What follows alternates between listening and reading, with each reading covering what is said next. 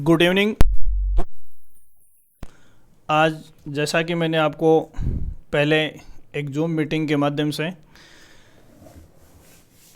अपनी online classes की schedule के बारे में बताया था और उसी सीरीज में आज अपन अपनी जो ऑनलाइन कक्षा शुरू करने जा रहे हैं। आज की इस कक्षा में जो टॉपिक मैंने चुना है वो एक तरह से बहुआयामी टॉपिक है और एक तरह से मोबाइल कंसेप्ट के रूप में भी चुना है मैंने। इसका संबंध विधि प्रथम वर्ष के लिए कॉन्स्टिट्यूशन से है, इसके अलावा आपके जूरिस्प्रूडेंस से है, विधि शास्त्र से, एडमिनिस्ट्रेटिव लॉ से है और एलएलएम के सिलेबस से भी है।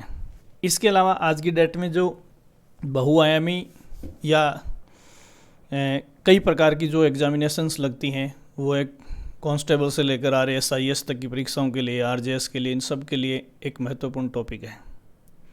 देखो, आज के टॉपिक में हम जिस मुद्दे पर चर्चा करने जा रहे हैं उसका टाइटल आपको स्क्रीन के ऊपर दिख रहा है, जुडिशियल एक्टिविज्म, न्यायिक सक्रियता। इस टॉपिक को शुरू करने से पहले मैं आपको बता दूं कि ये लॉ के सेक्टर में एक बहुचर्चित सब्जेक्ट होने के साथ साथ राजनीति विज्ञान और पब्लिक एडमिनिस्ट्रेशन के सेक्टर में भी बहुत ही इम्पोर्टेंट है। इसलिए इस टॉपिक का संबंध केवल अपने लॉ से नहीं बल्कि उन सभी विषयों से है जिनका संबंध न्यायिक चिंतन से है या न्यायाधीशों की सक्रियता से है, न्यायिक सृजनात्मकता से है। और ये एक ऐसा मुद्दा है जो न्याय के क्षेत्र में एक वरदान होने के साथ साथ कुछ विचारकों के अनुसार एक अभिशाप भी कहा जा सकता है। यहाँ देखिए, इस टॉपिक को अपन शुरू करें इससे पहले मैं आपके साथ जो बहुत ही सिंपल बात है उसको शेयर करना चाहूँगा। जैसे कि अपन ने सरकार के 3 अंगों की स्टडी की है या अपन सरकार के 3 अंगों की स्टडी करते हैं। पहला अंग है विधायिका, लेजिस्लेटिव बॉडी। दूसरा अंग है एग्जीक्यूटिव बॉडी या कार्यपालिका और तीसरा अंग है जुडिशरी, जिसे अपन न्यायपालिका कहते हैं। इन तीनों अंगों के कार्यों के बारे में आप बखूबी जानते हो कि विधायिका का कार्य है कानून का निर्माण करना और कार्यपालिका का कार्य है कानूनों को ठीक से लागू करना और न्यायपालिका का कार्य है विधायी और कार्यपालिका के कृत्यों की वैधानिकता का परीक्षण करना कि विधायिका और कार्यपालिका जो है वो विधितः अपने कर्तव्यों का पालन कर रहे हैं या नहीं। तो यहाँ देखिए, आज जो टॉपिक मैं आपके साथ डिस्कस करने जा रहा हूँ ये एक ऐसा टॉपिक है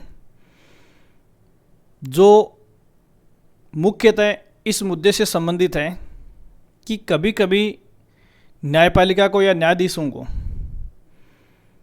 विधायिका द्वारा निर्मित या सृजित कानूनों के आधार पर जजमेंट देते वक्त ऐसा प्रतीत होता है कि उन कानूनों का पालन करने से किसी न किसी पक्षकार के साथ अवश्य ही अन्याय होगा, या यूँ कह सकते हैं कि जहाँ कानून की किताब को फॉलो करते हुए न्यायालय को ये महसूस होता है कि कानून के XYZ प्रोविज़न को फॉलो करने से न्याय को कायम नहीं किया जा सकता है, ऐसी सिचुएशन में न्यायाधीश कानून की किताब को बंद करके और अपने स्वविवेक और अपने रेशन, अपने तर्क या लॉजिक के सहारे जजमेंट देते हैं। और इसी एक्टिविटी को हम राजनीति, प्रशासन और विधि आदि के क्षेत्र में न्यायिक सक्रियता के नाम से जानते हैं। कहने का मतलब है कि न्यायिक सक्रियता उस एक्टिविटी का नाम है जिसमें न्यायाधीश कानून की किताब के दायरे से बाहर जाकर निर्णय देते हैं, जबकि एक्चुअल में अपन ने शक्ति पृथक्करण के सिद्धांत में ये पढ़ा है कि सरकार के तीनों अंग अपने अपने क्षेत्रों में कार्य करेंगे और एक दूसरे के कार्य क्षेत्र में या एक दूसरे के जुरिस्डिक्शन में किसी प्रकार का हस्तक्षेप नहीं करेंगे। ठीक है।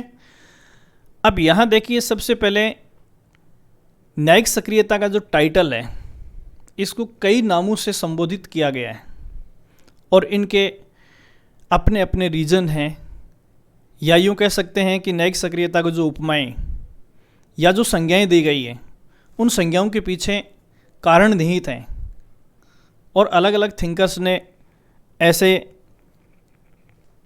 अपने कई तर्कों का सहारा लिया है इसे डिफाइन करने के लिए। यहाँ अपन स्टेप बाय स्टेप कुछ चीज़ों को इंट्रोडक्शन में देखेंगे। तो देखिए, इस पीडीएफ में आपको जो चीज़ दिखाई दे रही है, देखिए एक बात मैं आपको फिर बता दूं कि मैं जो लाइव क्लास आपके लिए लेकर आता हूं या लेकर आया हूं, उनमें आपको नोट्स बनाने की ज़रूरत नहीं है। आप स्क्रीनशॉट लेते जाइए, कंप्लीट नोट्स आपके पास तैयार रहेगा। कोई चीज़ आपको इधर उधर किसी किताब से देखने की आवश्यकता नहीं है। तो आइए आज के इस टॉपिक को अपन शुरू करते हैं। न्यायिक सक्रियता पर विभिन्न चिंतकों के क्या मत रहे हैं। तो इस कड़ी में सबसे पहले आपके सामने जो पहला बिंदु है, उसमें इसके जो संज्ञाएं हैं या इसको जो उपमाएं दी गई हैं या जो शीर्षक दिए गए हैं, उनके संबंध में है। न्यायिक सक्रियता को न्यायिक अधिनायकवाद या न्यायिक जोखिमवाद या न्यायिक अधिष्ठावाद जैसे नामों से संबोधित किया जाता है।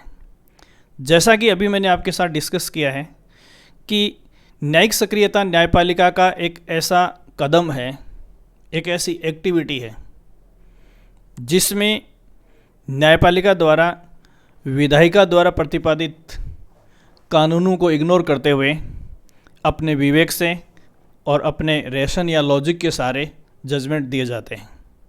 ठीक है, इस संबंध में पहले विचारक की डेफिनेशन को आप गौर से देखिए। हेराल्ड लॉस्की ने न्यायिक सक्रियता के संबंध में जो डेफिनेशन दी है वो इस प्रकार है: लाखों वोटरों की इच्छा संसद में निहित होती है और संसद की इच्छा पर मुट्ठी भर न्यायाधीश हावी हो जाते हैं, अतः ये लोकतंत्र के विपरीत है। देखिए, लॉस्की की इस डेफिनेशन को मैं आगे एक्सप्लेन करूं, इससे पहले इसके पीछे जो कंसेप्ट निहित है उसको अपन जानेंगे।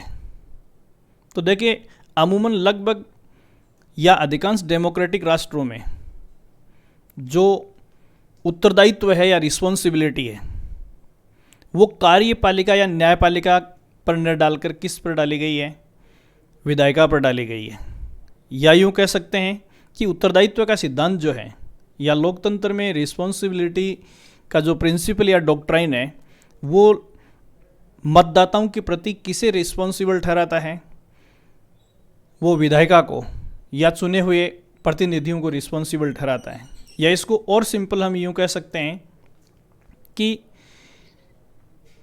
न्यायपालिका और कार्यपालिका में जो पब्लिक सर्वेंट काम करते हैं, वो अपने रिटायरमेंट की आयु तक अपने पद को धारण कर सकते हैं, लेकिन विधायिका में जिन लोगों को अपन निर्वाचित करके या चुनकर भेजते हैं, उन्हें उस असेंबली के निश्चित कार्यकाल के बाद पुनः इलेक्शन जीतकर आना होता है। कहने का मतलब, अलग अलग राष्ट्रों में असेंबली का जो निश्चित टाइम है, उस टाइम के अवसान के बाद या उसके पूरे होने के बाद में जनता के बीच अपने पिछले कार्यकाल के कार्यों का पूरा विवरण देना होता है। या यूँ कह सकते हैं कि अगर इररिस्पॉन्सिबल लेजिस्लेटिव बॉडी रही है तो उसके प्रतिनिधियों को दोबारा चुनने का अवसर नहीं मिलेगा। तो लॉस्की का यही कहना है कि लोकतंत्र की भावना है कि, या यूँ कह सकते हैं कि लोकतंत्र की भावना या लोकतंत्र में जो लाखों वोटर अपने प्रतिनिधियों को चुनते हैं, उनकी इच्छा उस असेंबली में या उस संसद में निहित होती है। और यदि न्यायिक सक्रियता जैसी एक्टिविटी के जरिए संसद की इच्छा पर मुट्ठी भर न्यायाधीश हावी हो जाते हैं, तो इसे लोकतंत्र की गरिमा के विरुद्ध माना जाएगा।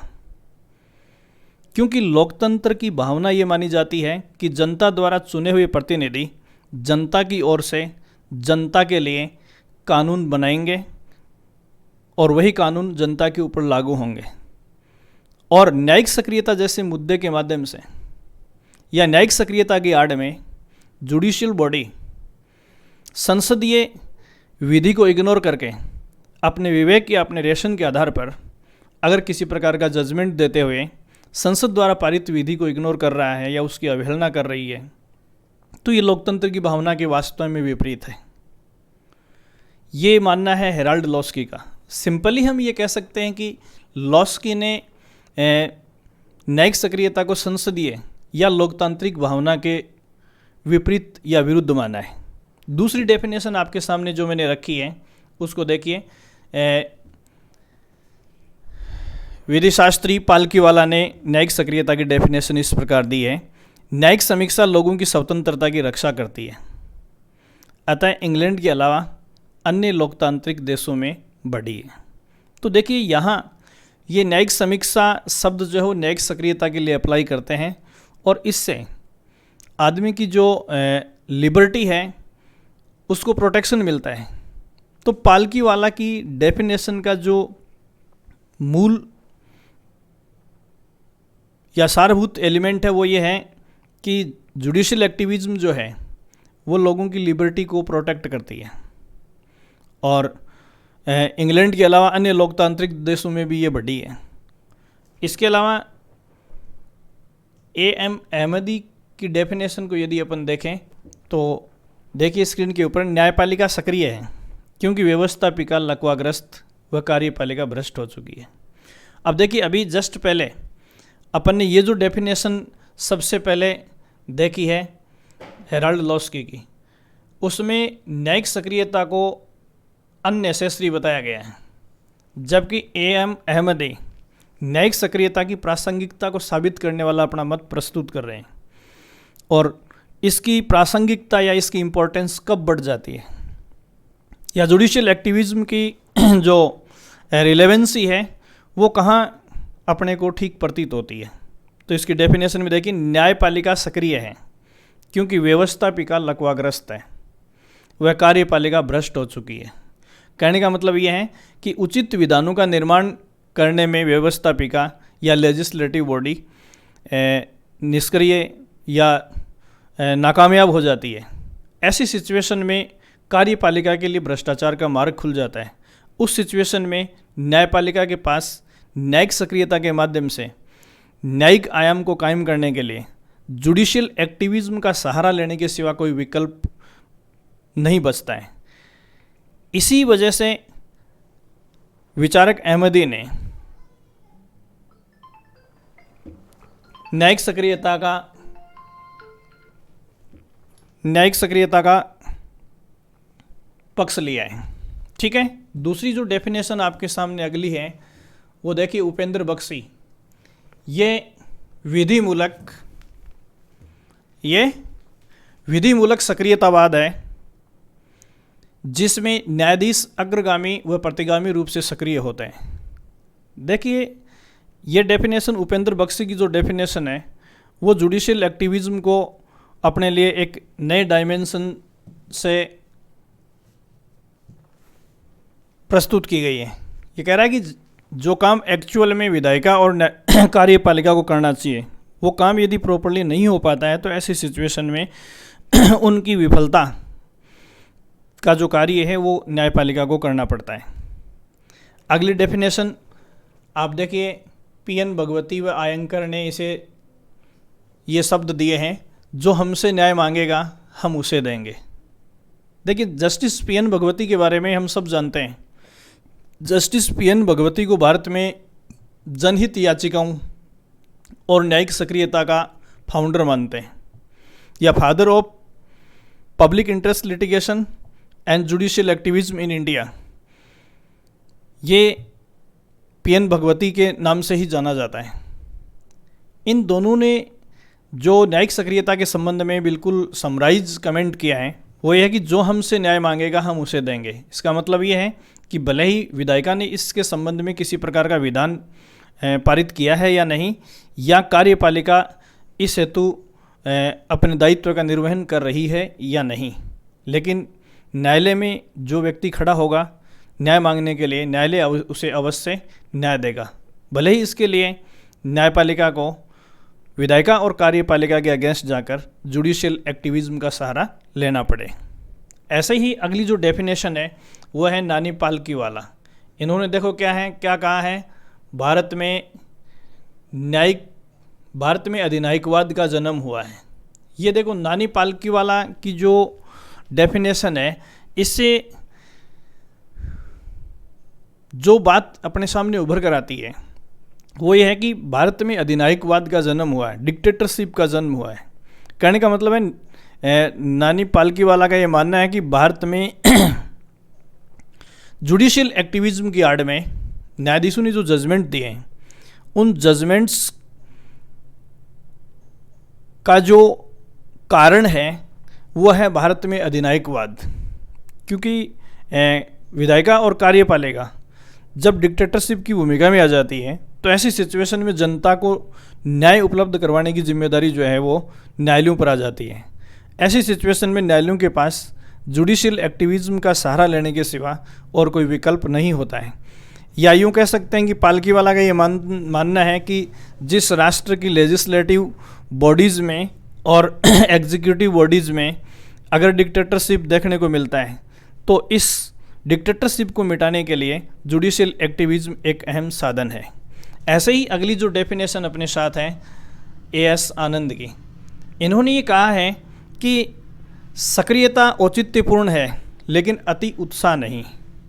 देखो यहाँ ये जुडिशियल एक्टिविज्म को काउंटर बैलेंस प्रदान करने वाली या काउंटर बैलेंस के साथ अपनाने वाली एक्टिविटी मानते हैं। उन्होंने कहा कि सक्रियता औचित्यपूर्ण है। या यूँ कह सकते हैं कि एएस आनंद महोदय का ये मानना है कि जहाँ विधायिका और कार्यपालिका अपने कार्यों को बखूबी पूरा नहीं करती हैं, ऐसी सिचुएशन में न्यायिक सक्रियता एक ऐसा साधन है जिसके माध्यम से न्याय के आयाम को कायम किया जा सकता है। लेकिन इस पर एक रेस्ट्रिक्शन, चेक या बाउंडेशन की चर्चा भी एएस आनंद महोदय करते हैं। वो ये कहते हैं कि जुडिशियल एक्टिविज्म की आड़ में न्यायाधीशों को अति उत्साह में कोई जजमेंट नहीं देना चाहिए। या यूँ कह सकते हैं कि एएस आनंद महोदय जुडिशियल एक्टिविज्म को औचित्यता तक या रेशनैलिटी तक स्वीकार करते हैं। रेशनैलिटी से बाहर जाकर जुडिशियल एक्टिविज्म की आड़ में जो जजमेंट दिए जाते हैं उनका समर्थन एएस आनंद महोदय नहीं करते हैं। अगली जिस डेफिनेशन की अपन चर्चा करना चाहेंगे वो डेफिनेशन है जस्ट ब्लैक लॉ डिक्शनरी। तो ब्लैक लॉ डिक्शनरी में जुडिशियल एक्टिविज्म के बारे में काफ़ी कुछ लिखा गया है और उस डिक्शनरी में जुडिशियल एक्टिविज्म की जो डेफिनेशन दी गई है वो आपके सामने है। देखिए ये एक न्यायिक दर्शन है जो न्यायाधीशों को प्रगतिशील एवं नवीन नीतियों के पक्ष में पूर्व निर्णय के कठोर अनुपालन से विचलित होने को अभिप्रेरित करती है। ये सामान्य अभियंत्रण के मामलों में बलात् प्रवेश का प्रतिनिधित्व भी करती है। देखिए ये कह रहा है कि ये एक ऐसा न्यायिक दर्शन है जुडिशियल एक्टिविज्म जो न्यायाधीशों को प्रगतिशील और नवीन नीतियों पर काम करने के लिए प्रेरित करती है और उस कठोर अनुपालन से विचलित होने को अभिप्रेरित करती है जिसका अपन रूढ़िवादी रूप में पालन करते आ रहे हैं। या यूँ कह सकते हैं कि एक ऐसा मैकेनिज्म या एक ऐसी मशीनरी जिसमें सुधार की गुंजाइश है या जिसमें सुधार की आवश्यकता है, उसमें ज़बरदस्ती प्रवेश करने का जो उपकरण है उसके रूप में न्यायिक सक्रियता काम करती है। तो कुल मिलाकर ये कुछ डेफिनेशंस अपन ने स्टडी किए। ये डेफिनेशंस ये कहती हैं कि जुडिशियल एक्टिविज्म जो है वो उन परिस्थितियों में महत्वपूर्ण मानी जाती है जहाँ विधायिका और कार्यपालिका अपने कर्तव्यों को भूल जाती है। या यूँ कहें कि भूलवश विधायिका और कार्यपालिका से किसी प्रकार का कोई चूक या कोई ओमिशन या लोप हो गया है, उसमें सुधार करने की गुंजाइश जो है वो न्यायिक सक्रियता में पाई जाती है। ये इसका साधारण मीनिंग था। इसके ऊपर कुछ आक्षेप लगाए जाते हैं कि ये विधायिका के क्षेत्र में न्यायपालिका का अननेसेसरी हस्तक्षेप है या इंटरफेयर है। या कई लोग ये भी कहते हैं कि न्यायिक सक्रियता एक ऐसी एक्टिविटी है जिसके माध्यम से न्यायाधीश जो हैं वो विधायिका के अधिकारों का अपहरण कर लेते हैं। देखिए, यहाँ सिंपल सी बात अपने को ये देखना है कि अपनी सोसाइटी का कोई भी मैकेनिज्म, भले ही वो लेजिस्लेटिव बॉडीज़ का हो, चाहे वो एग्जीक्यूटिव बॉडीज़ का हो, चाहे जुडिशरी का हो, हर चीज़ के गुण दोष होते हैं अपने। लेकिन कोई भी चीज़ शून्य में या वैक्यूम में पैदा नहीं होती है। जुडिशियल एक्टिविज्म भी अवश्य किन्हीं ऐसे कारणों से उत्पन्न हुआ है, या यूँ कह सकते हैं कि जुडिशियल एक्टिविज्म की हमें आवश्यकता पड़ी है। इसका मतलब ये कि कहीं ना कहीं लेजिस्लेटिव बॉडीज़ से या विधानमंडलों से और कार्यपालिका से कहीं ना कहीं कोई चूक हुई है। बिना चूक के या बिना किसी आवश्यकता के इस प्रकार की एक्टिविटी जो है वो विधि, राजनीति या प्रशासन के क्षेत्र में जन्म नहीं लेती। इसलिए निश्चित तौर पर जुडिशियल एक्टिविज्म के जितने जोखिम हैं उतने ही फायदे भी हैं। अब अपन एक बार इसके ऐतिहासिक बैकग्राउंड में कुछ चर्चा करेंगे।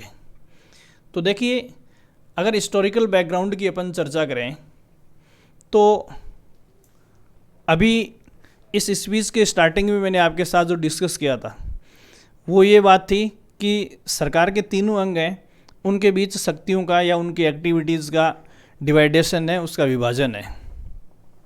फिर अपन यदि इस शक्ति पृथक्करण की बात करते हैं तो सबसे पहले हमारे सामने जो फैक्ट उभर कर आता है वो द स्पिरिट ऑफ लॉज का आता है।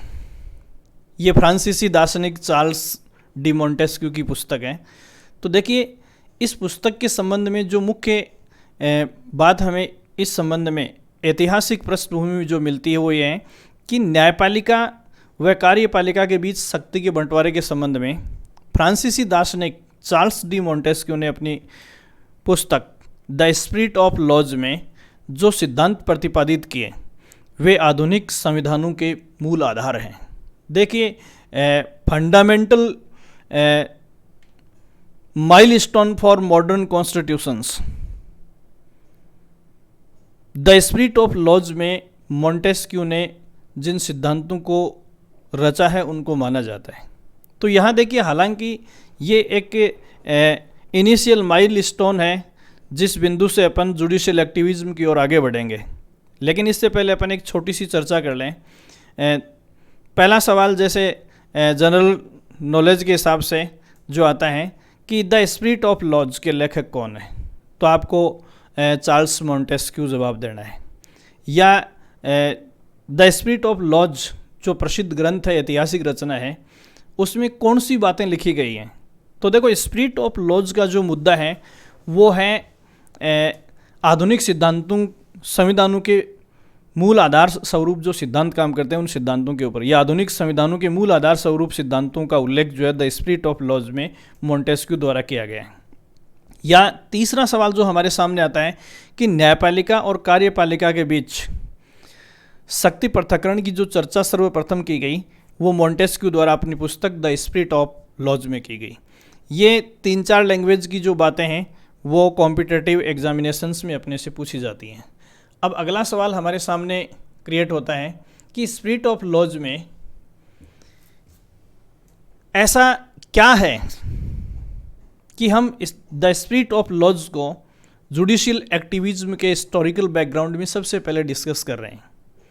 तो देखो, द स्पिरिट ऑफ लॉज में मोंटेस्क्यू ने जो एक कोटेशन दिया है, जो एक कथन किया है, वो कथन आपके सामने है। क्या लिखा है? अगर विधायिका या कार्यपालिका से न्यायिक शक्तियों को अलग नहीं किया जाता, फिर से देखिए, अगर विधायिका या कार्यपालिका से न्यायिक शक्तियों को अलग नहीं किया जाता है तो स्वतंत्रता नहीं रहेगी। एक बार फिर रिपीट कर रहा हूं मैं, अगर विधायिका या कार्यपालिका से न्यायिक शक्तियों को अलग नहीं किया जाता है तो स्वतंत्रता नहीं रहेगी। तो देखिए, क्या है ये? इस कथन का सीधा सा निष्कर्ष है कि लेजिस्लेटिव और एग्जीक्यूटिव बॉडी के जो पावर्स हैं उन पावर्स से अगर हम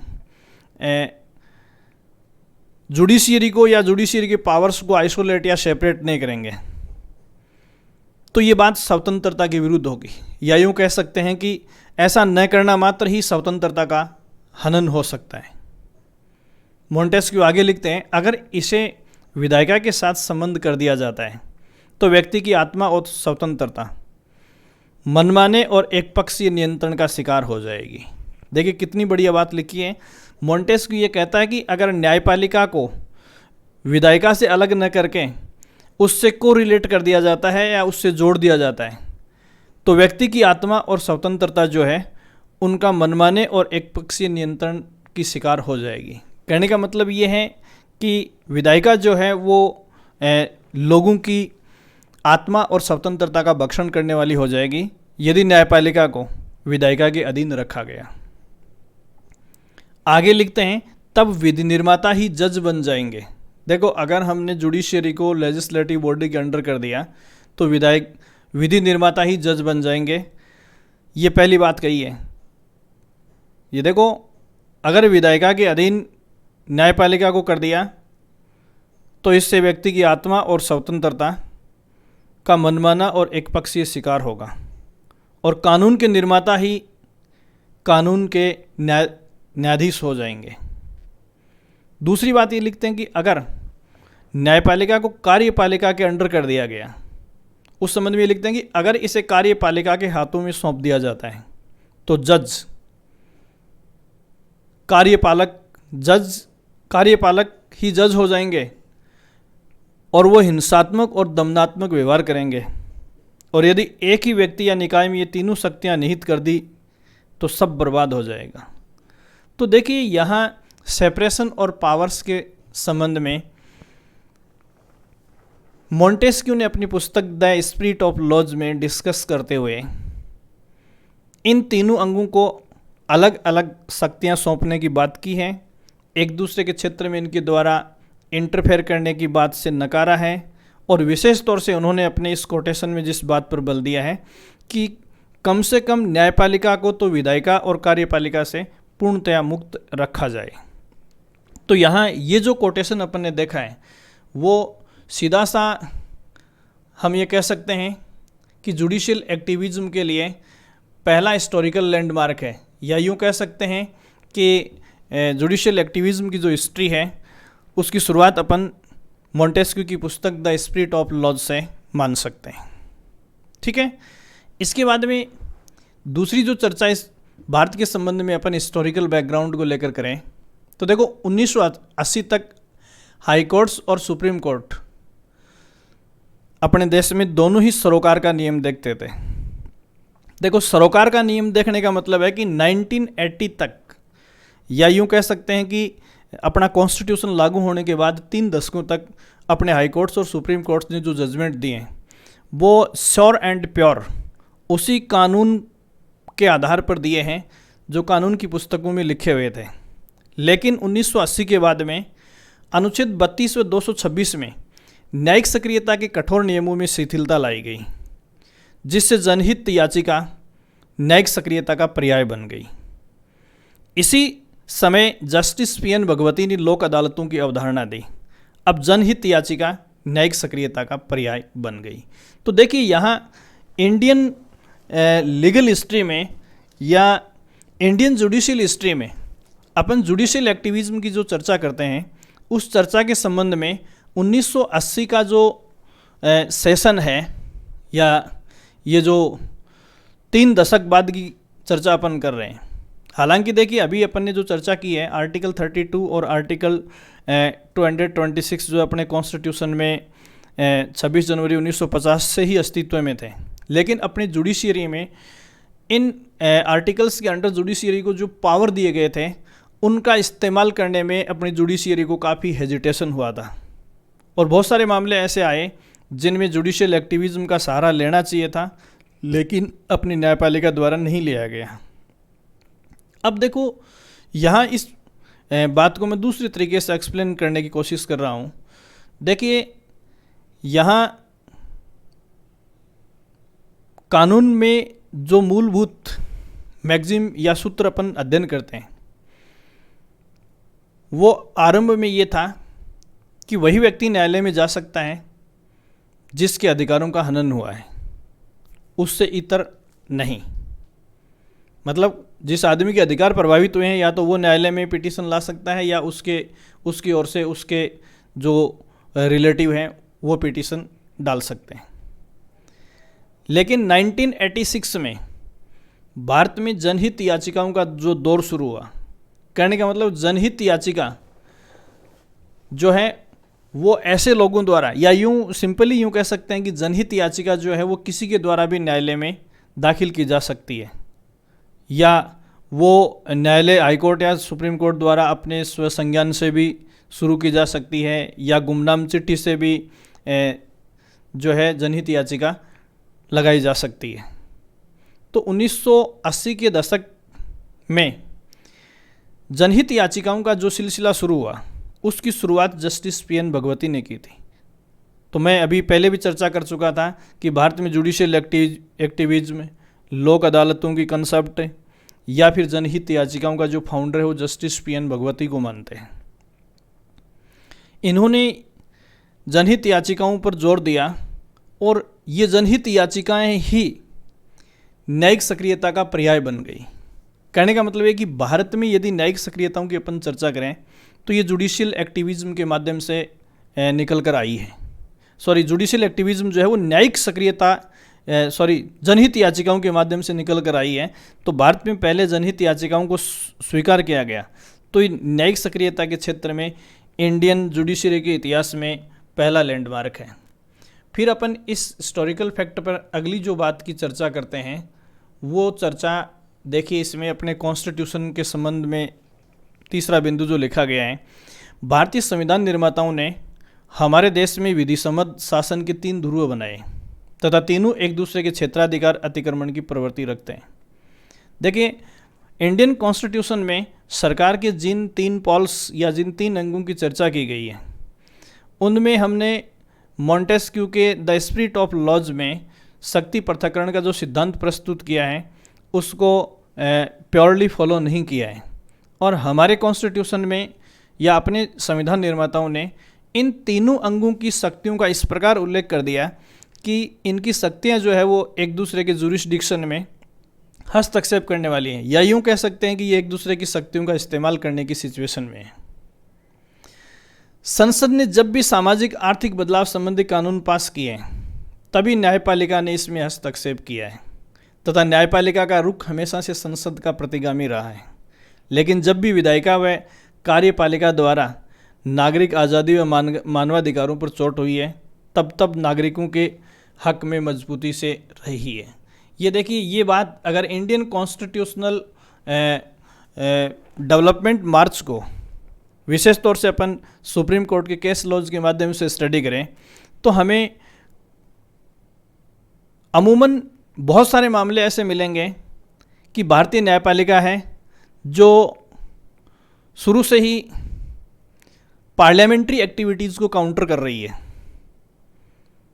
लेकिन इसके साथ साथ इसका एक पॉजिटिव जो एंगल अपने को देखने को मिलता है वो पॉजिटिव एंगल ये है कि जब भी विधायिका और कार्यपालिका मिलकर यहाँ के सिविलियंस की लिबर्टी और ह्यूमन राइट्स को तबाह करने पर उतरे तब या ऐसी सिचुएशन में हमेशा न्यायपालिका जो है वो नागरिकों के हक में मजबूती के साथ खड़ी नहीं हुई है, बल्कि उनके हक को या उनके राइट को बहाल करने की पूरी कोशिश की है।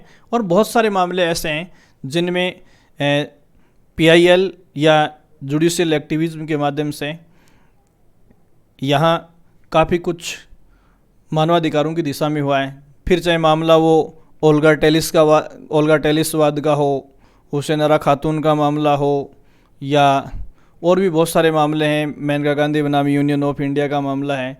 तो विशेष तौर से जब अपने फंडामेंटल राइट्स की बात आई है तो देश के इतिहास में सुप्रीम जुडिशरी ने बहुत अच्छे जजमेंट सिविलियंस के फंडामेंटल राइट्स को बनाए रखने में दिए हैं। तो ये आज मैंने आपको जो इस क्लास के माध्यम से जो इंट्रोडक्शन करवाया है वो जुडिशियल एक्टिविज्म की डेफिनेशन और उसके हिस्टोरिकल लैंडमार्क के ऊपर कुछ बताया है। नेक्स्ट जो चीज़ है वो अपन अगली कक्षा में देखेंगे। आज की कक्षा में अपन इतना ही करेंगे। Thank you so much.